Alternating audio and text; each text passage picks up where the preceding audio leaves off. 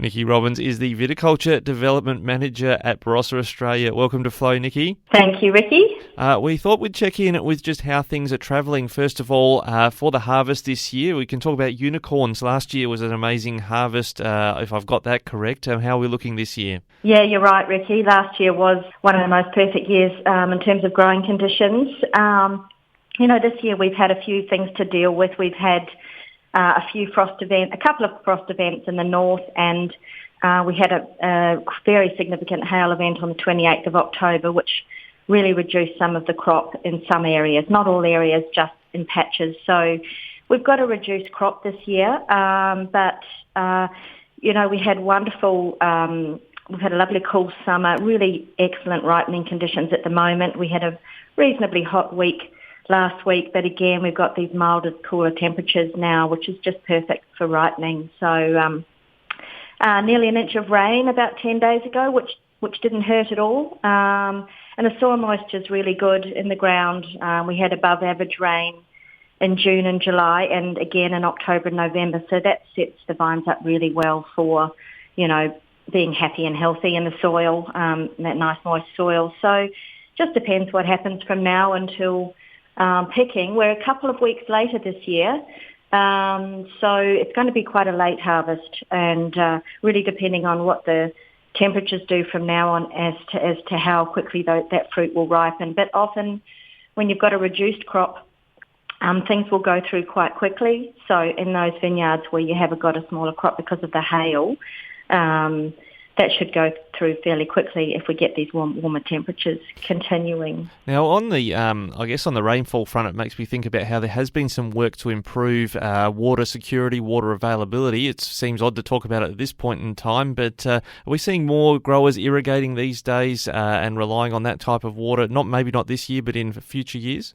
Yeah, I think growers, because of the science that's been coming out from particularly the South Australian Research Development Institute, growers are putting on water at a different time now. They're putting on water sometimes late winter into spring, usually late winter, to get that soil profile full before the vines actually hit bud burst, so that they're not going into bud burst in a stressed state. So when I first came to the Barossa 20 years ago, people would do a bit of a water before Christmas, but that's really changed a lot now. People have got more education. Having that soil profile full at the end of winter is the most important thing in terms of, not stressing out vines and making sure that you get good fruit set as a result. Now, speaking of stressing out vines or even stressing out growers, I know Primary Industries and Regions, or PIRSA, put out advice recently concerned about the potential of spray drift. What are the concerns from a Barossa point of view about spray drift?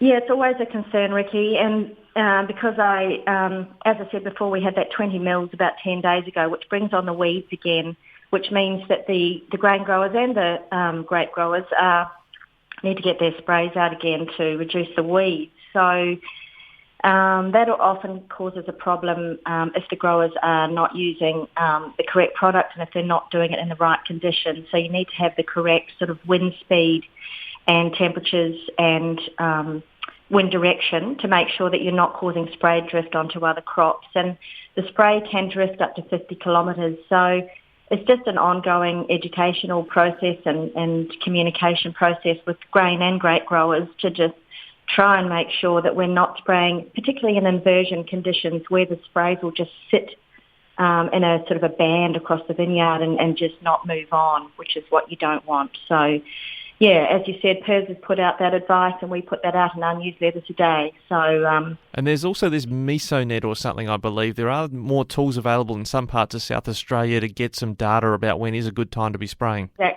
Exactly. So the Mesonet is a new weather data system. It's not very close to here. It's quite near the Clare grain growers though.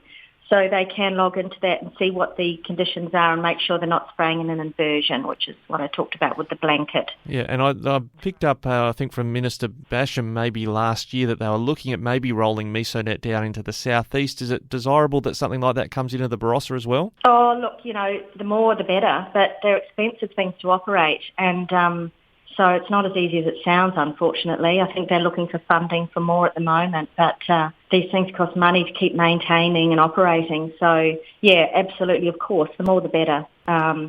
But growers have got other tools that they can use in terms of deciding whether the wind speed, direction and inversion conditions are ideal for spraying. Well, Nicki, that's great information as we head into maybe it'll be a unicorn harvest, but certainly different growing conditions to what you often see in a summer. Thanks for your time today on Flow FM. Pleasure, Ricky. Anytime.